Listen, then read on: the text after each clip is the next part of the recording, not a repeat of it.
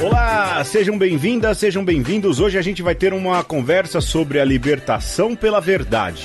Eu sou Pedro Luiz. Eu sou Alexandre Ferreira. De uns tempos pra cá, a gente o que mais ouve é o bendito versículo: conhecereis a verdade e a verdade vos libertará. Extraída do capítulo 8 do Evangelho segundo João, do versículo 32. Tem até presidente que foi eleito, não é, Alexandre, com isso? Nunca uma passagem bíblica foi tão deturpada. Meu Deus do céu. E aí a gente resolveu falar um pouco, antes que a gente perca o tempo, né? Porque há um risco do presidente que foi eleito cair, né? Então, enquanto ele tá por aí...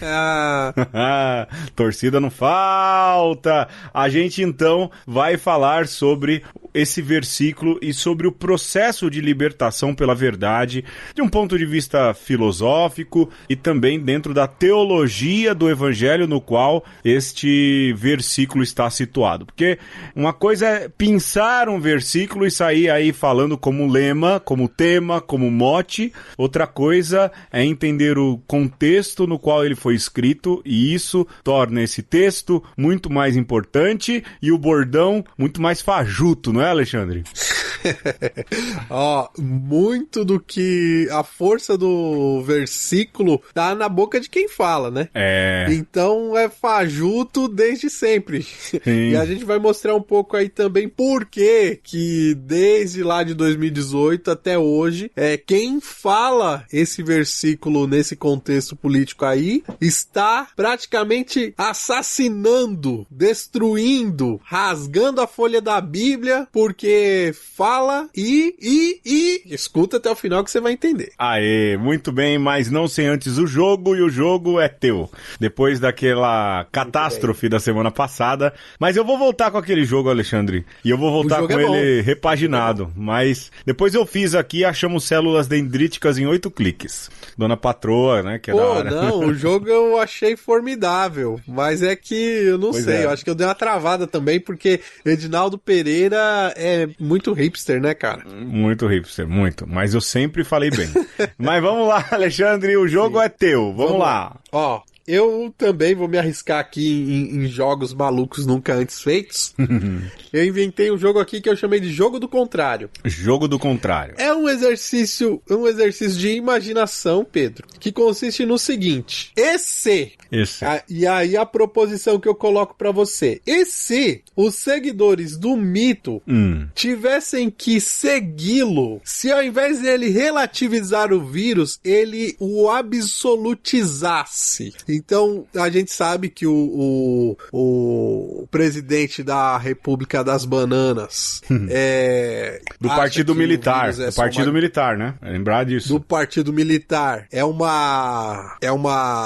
só uma gripezinha. E se fosse o contrário, Pedro? Se ele fosse um hipocondríaco que morresse de medo de pegar esse vírus e, assim, fosse alguém que estivesse aí, né, totalmente paralisado por conta dessa pandemia que está aí, né? Eu tenho que descrever o cenário?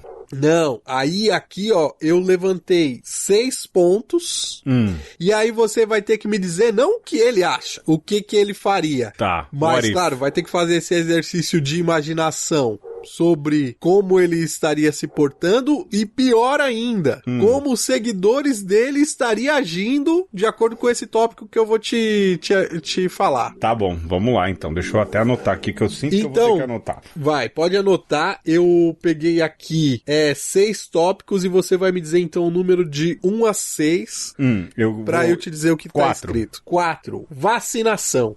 Então, imagina o seguinte cenário. O mito absolutiza o vírus E nós temos aí o cenário de vacinação. Como que os bolsominions estariam se portando nessa condição? Ah, eles iam criar primeiro o passe vacina. Então, por exemplo, ia ficar que nem os homens dedo lá do V de Vingança, iam ficar encontrando assim, cadê o seu passe de vacina? Aí a gente teria que mostrar o passe de vacina para dizer que estamos imunizados e que poderíamos circular. Também a vacina ia ser compulsória e obrigatória. história. A ponto das pessoas entrarem dentro da sua casa, ele aplicar a vacina à força, entendeu? Então seria nesse esquema aí. O governo ia mandar à força e os seguidores iam virar aí como os homens dedos ficais. Os militares também, né? Exército.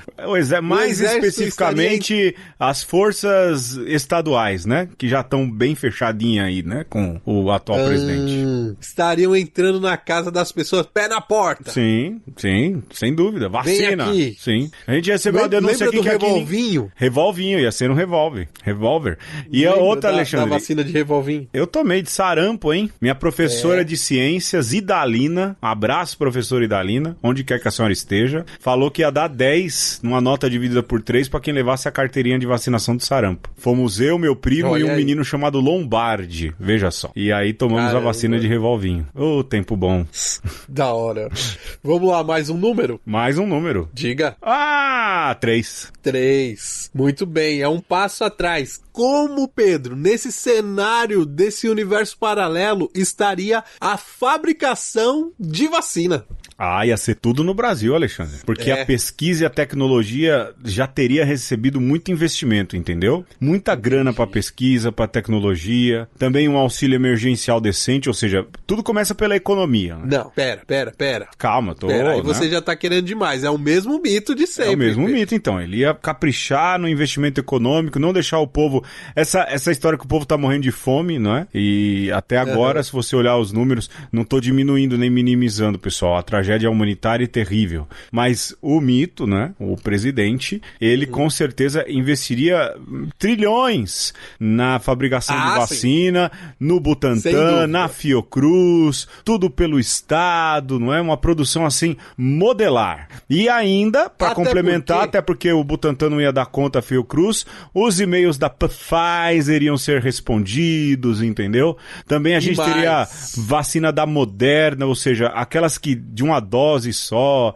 A gente ia ter pra escolher, Pedro, sabe? E mais, porque eu acho que a gente não ia ter pra escolher, não. Porque se dá pra superfaturar vacina indiana, já pensou se uma vacina totalmente brazuca, o quanto que daria pra superfaturar? Eu acho que não ia entrar Pfizer, não ia entrar vacina da China, dos Estados Unidos, nada. Só ia ter vacina brasileira, porque você ia faturar e superfaturar trilhões! Mas, Alexandre... pra produzir essa vacina. Já que é o jogo do contrário, não ia ter corrupção, Alexandre. Não ia ter corrupção. Não, pera. Não ia ter superfaturamento. Olha, o contrário é só a questão da relativização do vírus. Não, e tudo.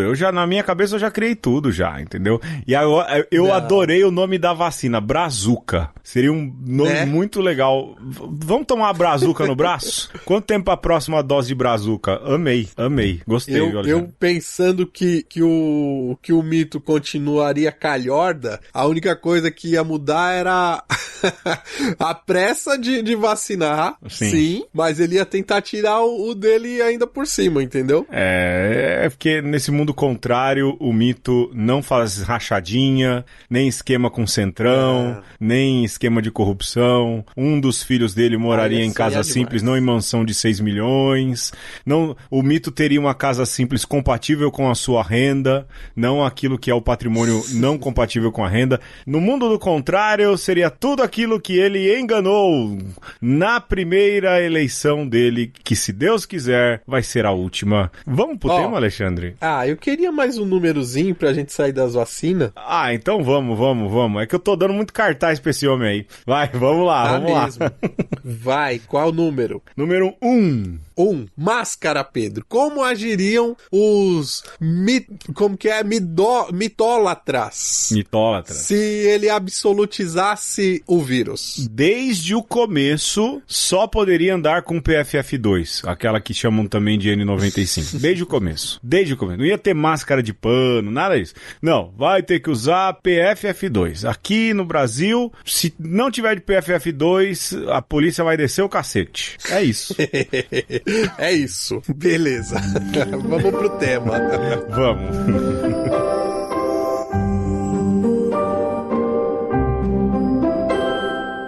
Era uma vez um bandido espertalhão e um rei muito vaidoso.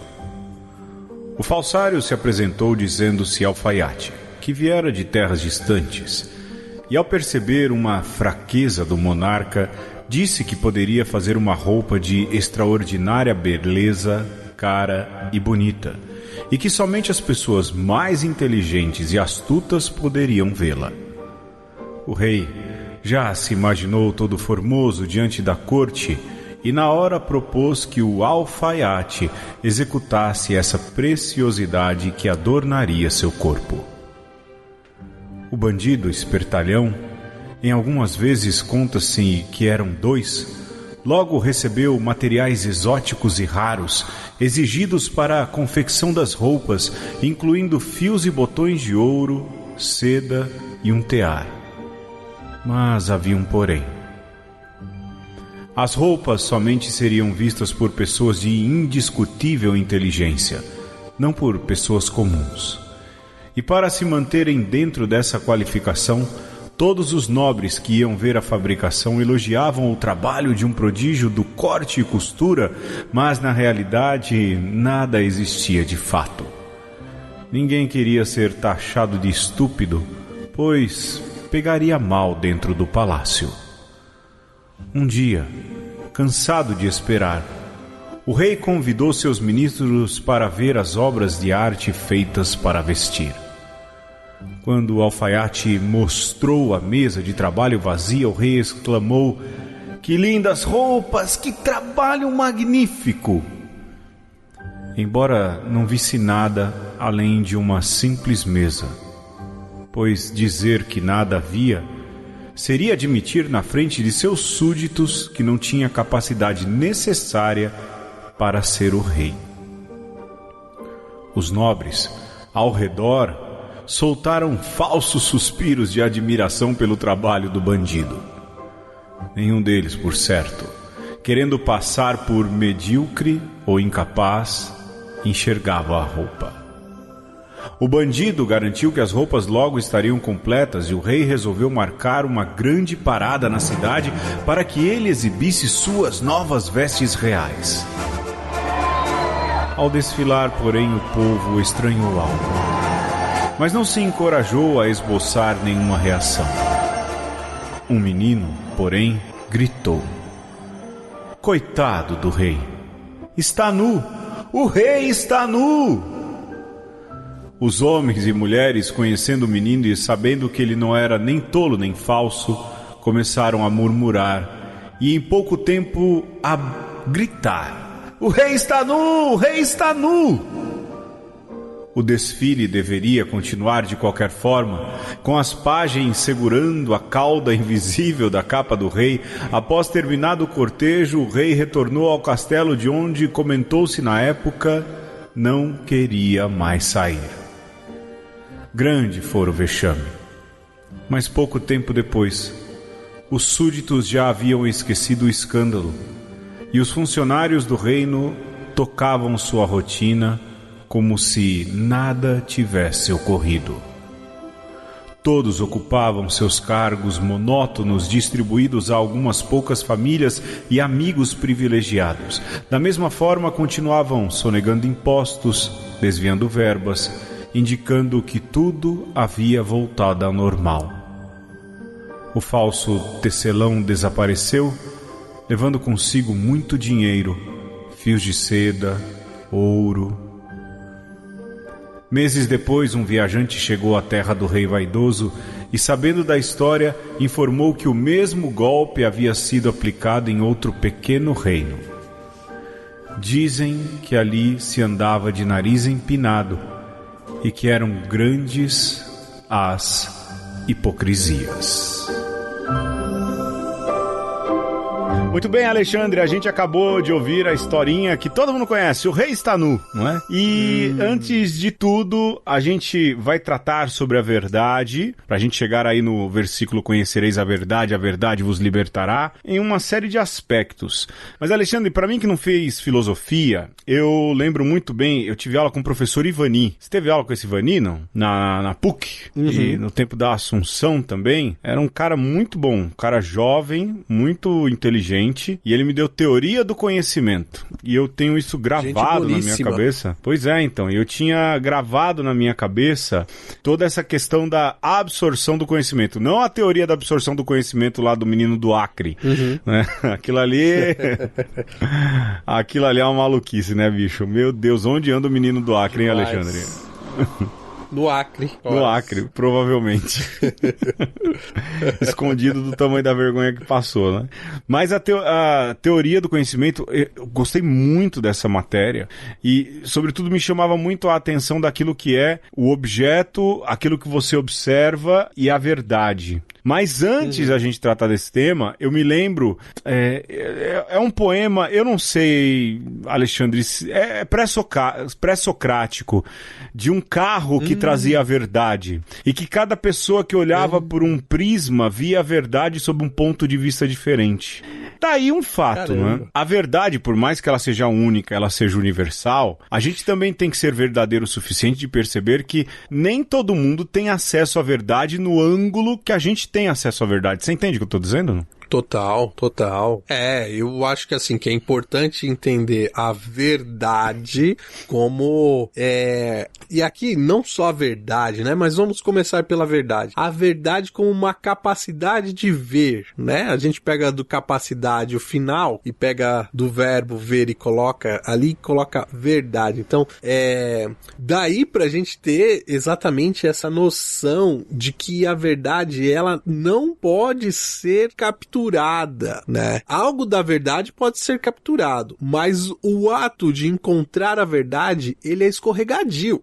Daí que nós podemos ter diversos prismas da verdade, porque de acordo com o lugar que você está, a posição que você está, você captura, né? E aí tem toda a discussão do que você capturou, como você vai tratar e mais ainda, como você vai repercutir isso que você capturou, né? Mas uma coisa disso também é importante dizer, Pedro. A verdade existe. Sim, eu acho que quando eu ouvi dos prismas da verdade, a primeira tentação que a gente tem é de cair num pensamento relativista, não é? Então se cada um pode compreender a verdade a partir de um ponto, então a verdade ela é relativa, mas não é assim. Aí, lógico, me chamou a atenção essa questão dos prismas, ou como diz o general da Ativa, que foi ministro da Saúde aqui no Brasil, aí é um ponto de vários prismas, não é isso que ele fala, né? Quer dizer, aí tem um ponto de prisma, né? Não sabe nem o que tá falando. Mas, de fato, há o perigo de ser relativista, a gente relativizar as coisas. E acho que é importante dizer, a verdade existe. Ela é uma, por exemplo, na ciência, é verdade, usar máscara impede você de pegar o Covid-19. Não é isso, Alexandre? É verdade. Se as pessoas fazem isolamento social, é verdade. O vírus não se propaga porque você deixa a pessoa isolada e se aquela pessoa vai morrer, ela vai morrer sem transmitir para ninguém. Isso é verdade, não é questão de opinião. Ciência é verdade, né? Eu não tô aqui superlativizando a ciência, embora se eu falar que a ciência não é senhora, eu apanho em casa. Mas, não é? O que eu tô dizendo é que há verdades nas quais você não pode contestar, você não tem como contestar. Ela existe. Não, você pode contestar. Aí é que está. Você pode contestar. Agora, a sua contestação é em que âmbito? Né? É num âmbito científico ou está em um âmbito moral, né? E aí a coisa já vai complicando também, né? Porque quem contesta por quê? Né? O que está por trás da contestação? Mas, cara, é muito complicado quando você pensa que a verdade, ela é escorregadia, né? E a gente não precisa relativizar, mas a gente, Pedro, tem que fazer confissão de incapacidade, entendeu? Sim. Porque você não consegue segurar, reter a verdade com as suas faculdades humanas, né, que te difere dos demais animais ou dos demais seres, porque você é limitado, né? Não é uma questão de relativizar, mas de entender a sua insignificância. Sim, sim. Né? E aí, a ciência pode nos ajudar também nesse sentido, porque se você for ver, vamos lá, né? Uma coisa que a gente cresceu vendo, Pedro, no canal SBT, o Ratinho, né? De infeliz lembrança aqui minha. Infeliz lembrança. Olha que fazer arrependimento. teste de DNA. E no teste de DNA do Ratinho, ele nunca falava assim, olha, é 100% de chance desse cara ser pai. Ele fala sempre que era 99,99. Isso é ciência. Sim. Entendeu? A ciência nunca bate o martelo pra afirmar qualquer coisa que seja. Inclusive, você trouxe aí a questão da máscara PFF2, né? A ciência não afirma, olha, use máscara PFF2 que você vai estar 100% protegido. 95. Nunca é 100%. Porque está relativizando a verdade de que a máscara te protege? Não. Porque neste mundo que nós vivemos, a verdade é escorregadia. Mas você falando aí, e eu me lembrei aqui, eu não sei nem se tem muito a ver, mas eu acho que vale a pena colocar naquele esquema da ética do discurso do Habermas e do Appel, que fala que todo mundo deve fazer parte da discussão. Né? Vamos continuar usando o exemplo da máscara. Certo. Aí, né? Que todo mundo deve fazer parte da discussão. Mas quem quer participar da discussão precisa vir com um argumento que contenha verdade nesse argumento. Não é isso que diz? Exato. E aí, vou usar esse exemplo. A máscara, vamos lá, a PFF2, ela tem 95% de proteção. Por isso que nos Estados Unidos ela se chama N95. E ela protege. Ela te protege em 95%, dependendo do ambiente, né? Dependendo das condições, de temperatura e pressão e tudo. Mas há quem diga, não, ela não previne nada, é melhor andar sem, é melhor se arriscar, é melhor sair, é melhor todo mundo pegar, tá ok? É melhor matar assim, a gente mergulha no mar com os tubarão, vamos torcer que só 1% vai ser comido, não é? E aí, você quer entrar nessa loteria, né? Então, quer dizer, o que é o approach de verdade aí? Um discurso é cheio de verdade, ou pelo menos tenta ser o mais verdadeiro, e o outro é construído... Tem 95% de verdade. De verdade, e o outro é construído em mentira, tentando se passar por verdade. Então não dá pra colocar em discussão essas duas pessoas, não é? É como na CPI, por exemplo. Gente que leva lá o cloroquiner, o defensor disso, de tudo que é meio que negacionismo. Não dá pra pôr em pé de igualdade, porque um tá discursando um discurso que é claramente mentiroso, carece de rigor científico, carece de tudo, e outros estão falando baseado pelo menos em 95% de verdade, mas é aquilo. Sim. A verdade é escorregadia, Alexandre, porque ela é escorregadia ou porque ela é apresentada de maneira tão difusa que ela se torna escorregadia? Aí eu tô problematizando. A verdade é escorregadia em 95% dos casos. Baseado em quê? Você tá... Então, baseado nos meus conhecimentos filosóficos, porque aí também tem a questão dos discursos de autoridade, mas veja, Pedro, a verdade é escorregadia não por ela mesma, mas pelos aparelhos envolvidos na sua captação, né? No receptáculo humano. E isso que você está falando é importante, porque não se trata simplesmente de relativizar. E aí eu volto à questão do porquê relativizar, né? Porque há sempre uma intencionalidade no dizer a verdade, né? Ou do não dizê-la. Então, invariavelmente, a gente passa por uma questão ética, né? No dizer a verdade, né? Porque você pode dizer aquilo que você captou, ou você pode, por N motivos, ter outras intenções que não simplesmente dizer a verdade, e inclusive você pode dizer a verdade de formas diferentes, né? Ou dizer meias verdades, né? Então, olha, pra gente usar aí a questão da máscara também, né? Que coitada, foi colocada no banco dos réus agora.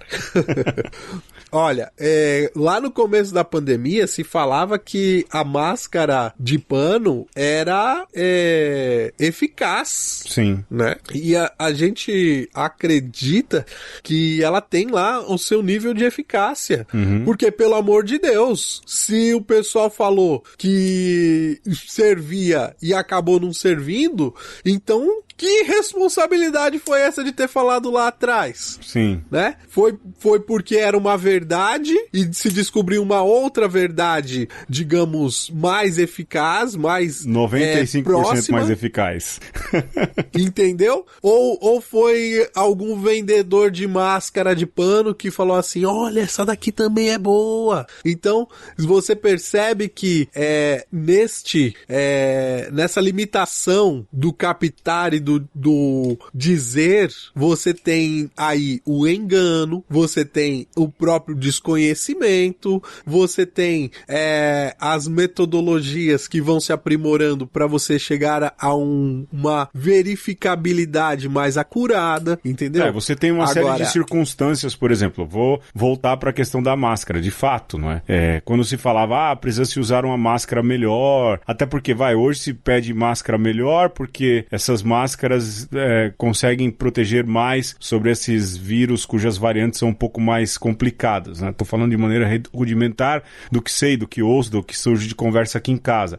Mas que também naquela época, no início da pandemia, precisava se deixar esses equipamentos para os profissionais de saúde. Uma vez equalizado isso, sim, essas máscaras voltam de novo para aquilo que é perto da gente, tem muita gente faturando. Mas você falou uma coisa aí, que a gente estava conversando antes de gravar, do conhecimento, de como esse conhecimento mudou, ele evoluiu, e aí eu lembro de você falar do conhecimento quanto tempo também, não é? Ou seja, há uma questão de temporalidade do conhecimento também, né? Sim, se a gente tem que entender aí a verdade como um fenômeno, né, de você conseguir, digamos, capturá-la, comparar ou capturar algo e dizer, ok, sei dizer o que é isso que está acontecendo, existe também a necessidade de nós entendermos o conhecimento como uma ação e um movimento, né?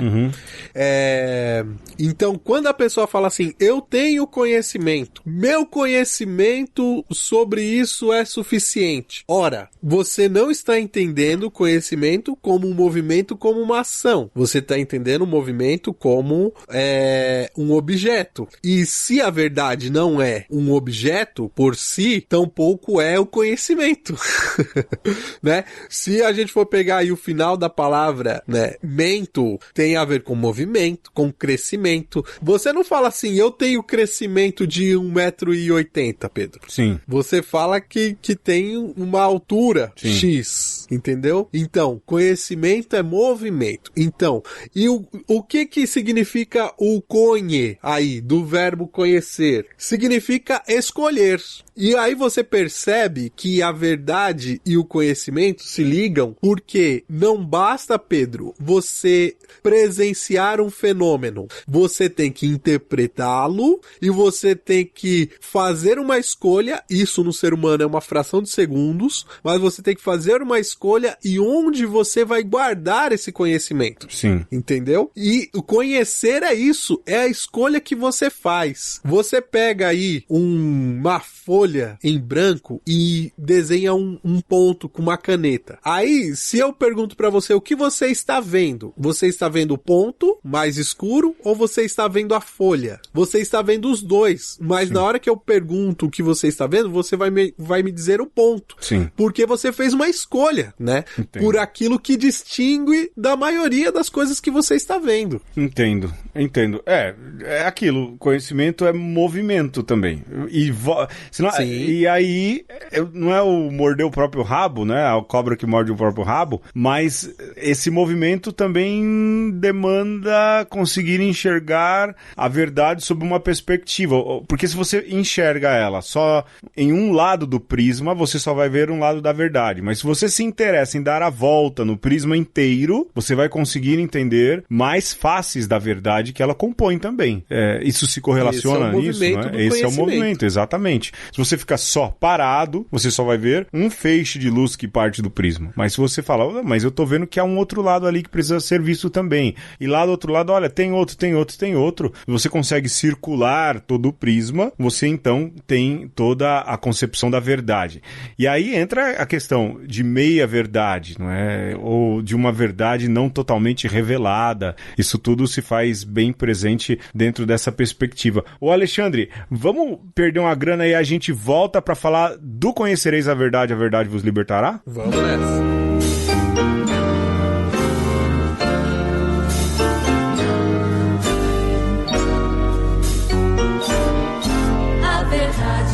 Libertará, libertará, a verdade vos libertará, libertará. Não temais os que matam o corpo, não temais os que armam ciladas, não temais os que vos caluniam, nem aqueles que portam espadas. Não temais os que tudo detupam, pra não ver a justiça vencer. Tende medo somente do medo de quem mente pra sobreviver. Tende medo somente do medo de quem mente pra sobreviver.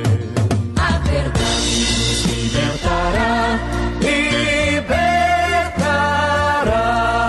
A verdade vos libertará, libertará. Não temais os que vos ameaçam, com a morte ou com difamação. Não temais os poderes que passam, eles tremem de armas na mão. Não temais os que ditam as regras, na certeza de nunca perder. Tende medo somente do medo de quem cala ou quem finge não ver. Tende medo somente do medo de quem cala ou quem finge não ver. A verdade vos libertará, libertará. A verdade vos libertará,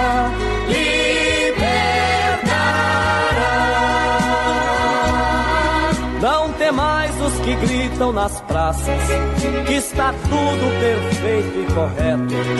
Não temais os que afirmam de graça que vós nada trazeis de concreto. Não temais o papel de profetas, que o papel do profeta é falar. Tende medo somente do medo de quem acha melhor não cantar. Tende medo somente do medo de quem acha melhor não cantar.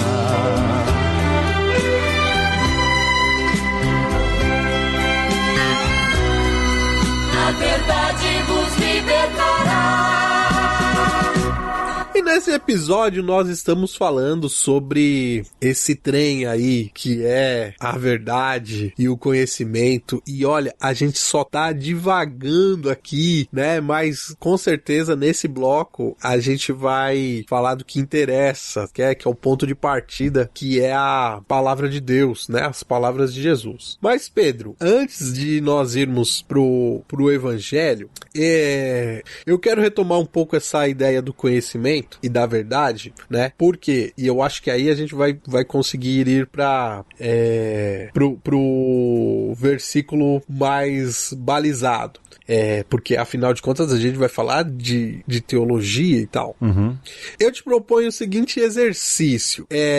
Pedro, você está na cozinha da sua casa nesse exato momento? Não, tô no escritório. Beleza. Então me diga, a porta da geladeira está aberta ou está fechada? A minha, espero que esteja fechada. Com a luz cara desse jeito, tá fechada. Pera. Como assim espero que esteja, Pedro? Costuma estar fechada, né? É verdade ou é mentira que a porta está aberta? É verdade, senhor senador. É verdade que está fechada? É verdade que está fechada, senhor senador. Como é que você sabe isso, Pedro? Porque a última vez que alguém usou, como de costume, fechou. Aqui em casa, a gente tem o costume de fechar a geladeira depois que usa. Qual é o único jeito, Pedro, de nesse exato momento você saber que a porta está fechada? Levantar lá e dar uma olhada. Muito bem. Veja, nós temos aí dois tipos de verdade, né? A verdade da verificação, que seria 95%, ou eu diria, a gente poderia ainda aproximar ainda mais do 100% se você levantasse lá e visse. Sim. Ou você tem um outro tipo de verdade, que é uma verdade que você reteu, que nós podemos chamar de convicção, certo? Certo. Que é aquilo que o Dallagnol tinha pra condenar o Lula, né? Não tinha prova, mas tinha convicções. Imagina. Lembra que ele falava? Não temos prova. Se o Dallagnol tivesse a convicção da fraudulência do Lula, como você tem convicção da porta da sua geladeira fechada, a gente tinha motivo pra acreditar em Dallagnol. É porque ele falava que não tinha provas, mas tinha convicção. Sim, Pedro, mas a convicção é coisa boa, rapaz. Sim. Não vá se complicar por aí. Não, eu tenho a total convicção da vida eterna. E é ela quem me faz encarar, por exemplo, saudades que eu tenho de pessoas que eu perdi. Não faz muito tempo eu perdi um tio que faz anos que eu não via e que nutre um carinho, a saudade da minha mãe, todas essas coisas, elas são confortadas pela convicção de que vou encontrá-los. Então eu vou te dar a oportunidade de pedir perdão aos ouvintes por ter usado um exemplo tão banal como o Dallagnol. Ah, mas é que eu não quis perder a piada, né, Alexandre? Sim. Desculpa aí, pessoal. É exatamente esses caras que a gente tá combatendo, cara. Exato, e abraço, Dallagnol. Chora na cama que é quentinho. Eu vou mandar ele pra aquele lugar que é melhor.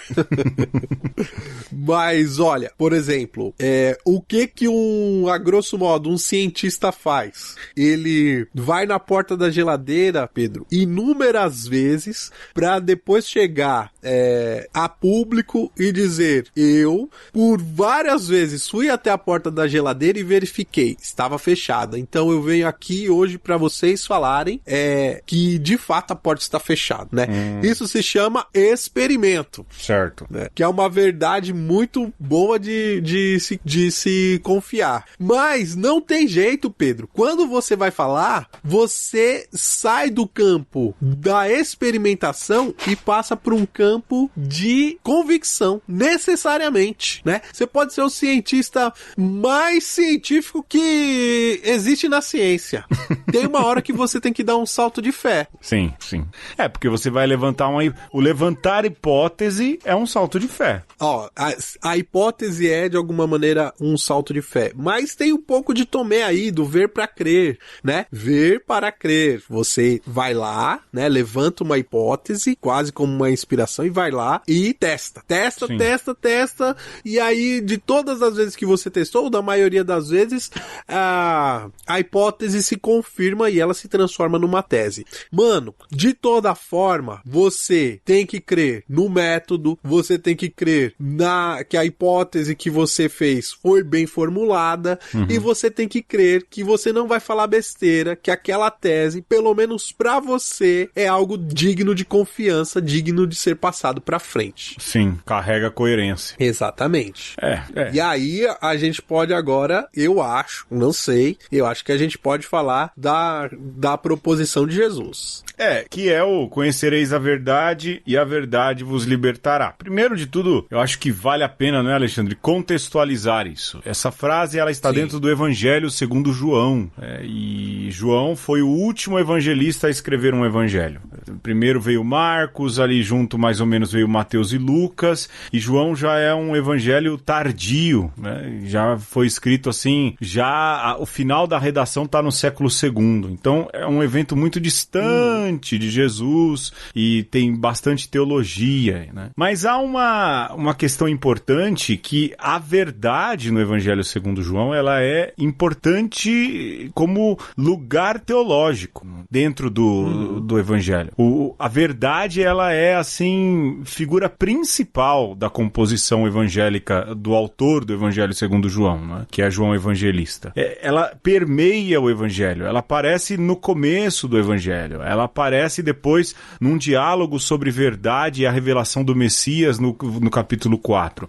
Ela vem depois aí, no capítulo 8, depois de Jesus está num clima extremamente tenso, quando vem essa formulação: conhecereis a verdade e a verdade vos libertará. Ou seja, o que acontece aí é que quando você pega esse trecho, aí a gente está problematizando mesmo com o mito, não é? Com esse senhor que se diz presidente do Brasil, não é? Quando ele pega e lança a mão desse texto, qual a verdade que vai libertar? Qual a verdade que ele vai dar a conhecer? Não é? Porque é algo tão aberto, não é, Alexandre? Conhecereis a verdade. Qual? A da caixa preta do BNDES, que ele falou que tinha e recentemente assumiu que não tinha? A verdade de que ele fala sempre que não é corrupto, mas está surgindo um monte de casos de corrupção dentro do governo? Então, quer dizer, até a verdade, para quem usou essa frase, ela é relativizada. Sendo que no Evangelho, essa verdade não é relativizada. Ela é única. Não. E quem é essa verdade? A verdade, nesse Evangelho do qual vem essa frase, é Jesus. Jesus revela a verdade sobre Deus. Né? E aí entra toda uma outra questão. Né? Mas eu acho que é importante lembrar isso. Quando Jesus fala, conhecereis a verdade vos libertará, a verdade em João se refere a ele próprio, não é, Alexandre? Sim, eu acho que a gente pode olhar essa frase, como o Pedro falava, de várias perspectivas, né? Acreditando que ela é verdade, mas mesmo assim a gente pode ter diversas leituras, e todo o caminho que a gente fez sobre verdade e conhecimento até agora é algo muito contemporâneo. Se você for pensar o que Jesus e os seus discípulos entendiam como conhecimento, como verdade e como liberdade, rapaz, aí o negócio já engrossa, né? E já complica muito mais, porque sequer as palavras usadas, ou que Jesus teria usado, estão na mesma raiz etimológica que a nossa, né? E claro que a gente não vai fazer agora aqui um retorno ao pensamento de Jesus em hebraico, o que seria até interessante de ser feito.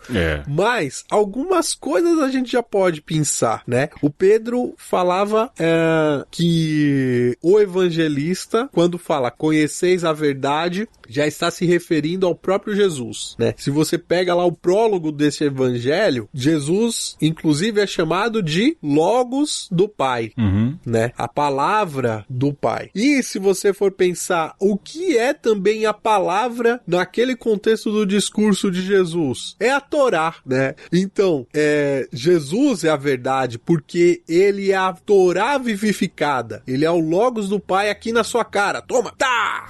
Só que o próprio conceito de conhecer, a gente sabe muito bem, na mentalidade judaica e bíblica, conhecer tem a ver com ter intimidade, né? É andar junto, é conviver, né? Então, ande junto, conviva com a Torá vivificada, com a Torá aqui feito filho de Deus. Olha só como a coisa já se enche aí de significados, né? E como já se distancia de toda uma mentalidade que nós temos, né? De que talvez conhecer a verdade e ela vos libertará fosse simplesmente um aderir a uma ideia. Jesus não chama ninguém para aderir à ideia. Jesus não era filósofo. Sim. Jesus chama para intimidade. Para segui-lo, né? Para segui-lo. E aí tem o outro ponto, que é que coisa é essa que Jesus está chamando de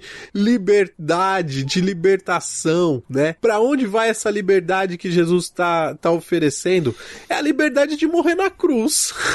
Porque se ele, que é a própria verdade, vai entregar a sua vida livremente pra salvar a humanidade e tá chamando a gente pra segui-lo, tá chamando você a morrer. Agora, se você tá querendo liberdade pra você fazer o que quer, do jeito que você quer, irresponsavelmente, você tá indo distante dessa proposição que Jesus está fazendo no Evangelho segundo João. Até porque, Alexandre, essa proposição da verdade que liberta, ela também tem um outro contexto, porque Jesus profere esse discurso depois que ele livra a mulher de ser apedrejada por causa de adultério. E ali é um dilema. Não é? Ela cometeu adultério. Jesus, o senhor vai matá-la cumprindo a lei, já que o senhor é a própria lei, o senhor é a própria Torá, ou o senhor vai ser misericordioso, descumprindo a lei, mas mantendo-se firme ao seu discurso de misericórdia. E aí, o que acontece é que Jesus diz, olha, quem não tem pecado que então atire a primeira pedra, isso é interessante, e a partir daí então, Jesus faz um discurso e diz, vocês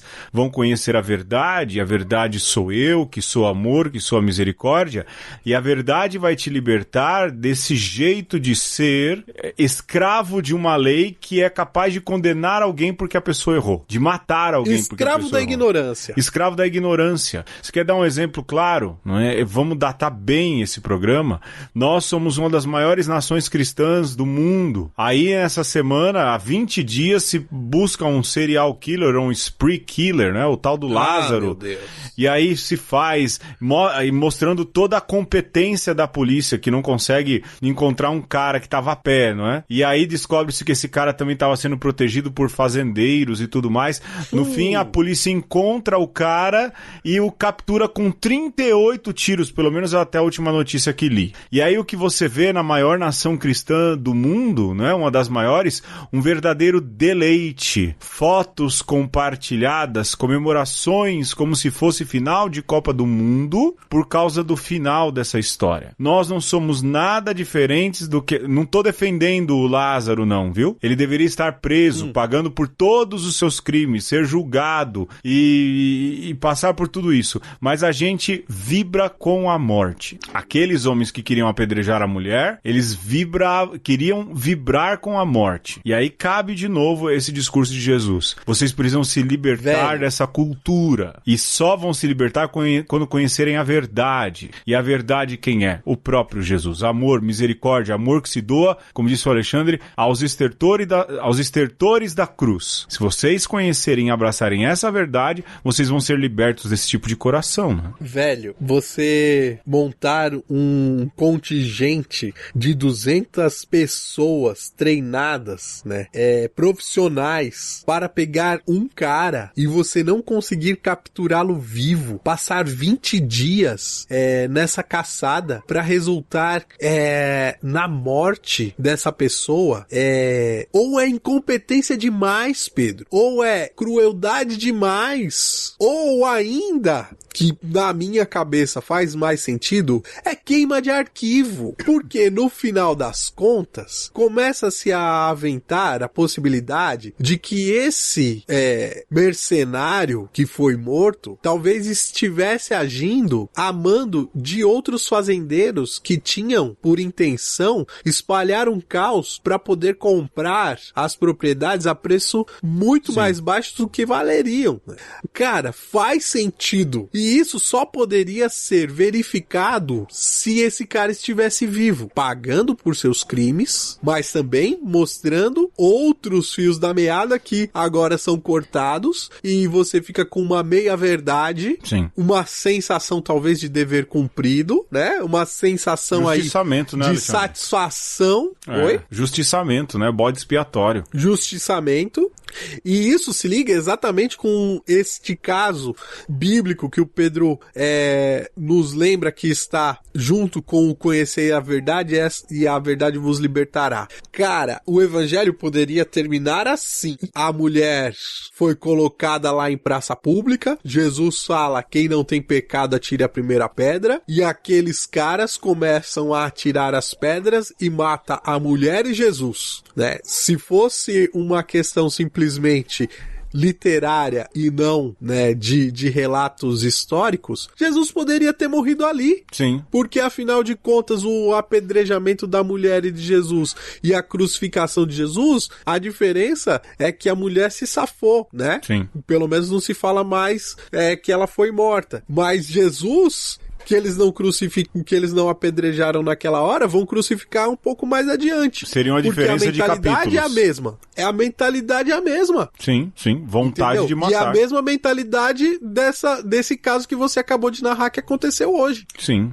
E é curioso, né, Alexandre, que aquele que se elegeu sobre esse signo, né, conhecereis a verdade vos libertará, ignore todo o contexto de onde ele tirou. E aí reside a pergunta. A libertação pela verdade, ela só acontece de verdade quando se conhece a verdadeira verdade, que é Jesus Cristo. E se age de acordo com aquilo que é a verdade, ou aquele que encarna, ou é o autor da verdade, que é Jesus Cristo. De outro modo, corre-se o risco de se usar esse lema, de se utilizar aí essa frase retirada do Evangelho segundo João, mas com o espírito de Pilatos no mesmo Evangelho. Porque quando Pilatos se encontra com Jesus fala novamente um discurso sobre verdade, e Pilatos, que está diante da verdade, pergunta o que, Alexandre? Mas o que é a verdade? O que é a verdade? O que é a verdade? A gente deveria perguntar a mesma coisa. O que é a verdade para esses que usam o discurso conhecereis a verdade vos libertará? Será que eles conhecem a verdade mesmo? Será que eles conhecem de fato e conseguiram dar a volta em toda a verdade para dizer sim, eu conheço a verdade? Porque desse ponto de vista, usar esse discurso é usar o discurso para falar de uma verdade que muitas vezes também é fabricada, e a gente sabe o quanto esse governo foi eleito debaixo de uma tonelada de notícias falsas, de fake news, de robôs em redes sociais, em WhatsApps. Ou seja, você falseia e fabrica uma verdade, e isso é o diabo. Aí entra uma outra coisa, não é, Alexandre? Porque Jesus deixa muito claro que se ele é a verdade, quem é o pai da mentira? O diabo, não é? Ou ele age como Pilatos, com total desconhecimento do que é a verdade, mesmo estando diante dela. Mesmo se dizendo cristão, não conhece a verdade de fato, como ela se mostra ou como ela se revela, né? Na minha cabeça, quando esse cara aí, que eventualmente é o presidente do Brasil, usa o conhecer a verdade, conhecereis a verdade e a verdade vos libertará, ele tá querendo dizer assim, olha, eu vou te contar aqui uma lorota e você vai acreditar nela porque eu estou te contando, e isso vai fazer com que você faça parte do meu bando, né? Então, as pessoas que acreditam nele, acreditam naquilo que ele fala, acreditam simplesmente porque ele fala, sem criticidade. Então, aquilo que digamos assim, é a verdade do texto bíblico, está contida nos atos do próprio Jair. Porque se você conhece a verdade e ela te liberta, se você acredita na mentira dele, você está aprisionado às mentiras dele, né?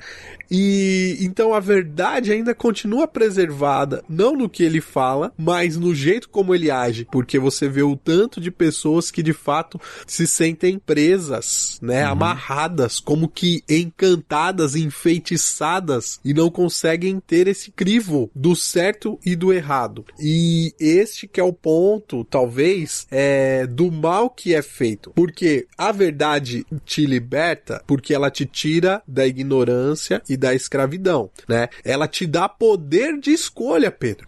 Esse que é o ponto, porque enquanto você não tem a posse da verdade, você ao mesmo tempo é inocente em certa medida, porque você é ignorante, né? Mas você pode ser também um escravo, né? E o escravo tem o quê de inocência também, né? Porque se você está fazendo a coisa não porque é da sua vontade própria, mas porque o seu senhor está te obrigando, isso de alguma maneira te exime da culpa.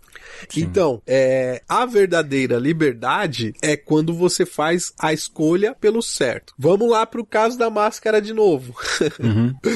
Você buscou saber qual é a melhor máscara e se fiou em fontes confiáveis e chegou à conclusão de que, olha, a máscara PFF2, ela é a mais confiável. É a que te protege mais e protege mais aos outros. O que você faz diante dessa verdade que você recebeu? Você tem duas opções. Ou você ignora isso e age como se fosse como tanto faz, ou você abraça essa verdade e faz aquilo que é certo. Se você ignora, você já não é mais inocente. Se você assume a verdade, você pode dar um passo à frente e agir com liberdade, porque sabe que está fazendo a coisa o melhor possível. Sim. Então, somente aquele que opta por seguir o rastro da verdade continua livre. Aquele que opta fazer a coisa errada, apesar de saber a verdade, esse é mentiroso, né? Esse carrega o peso da culpa do que os seus atos estão causando em termos de mal, porque optou não andar com a verdade. Sim.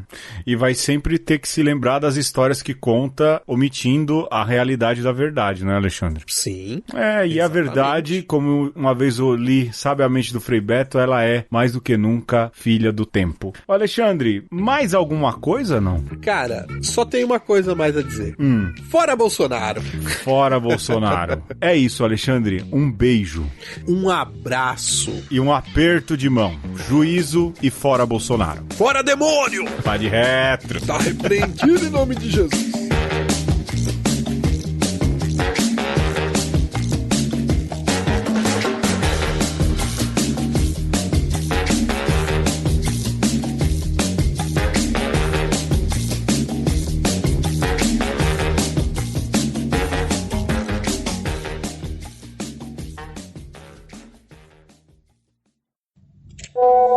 Comentário sobre o episódio 181.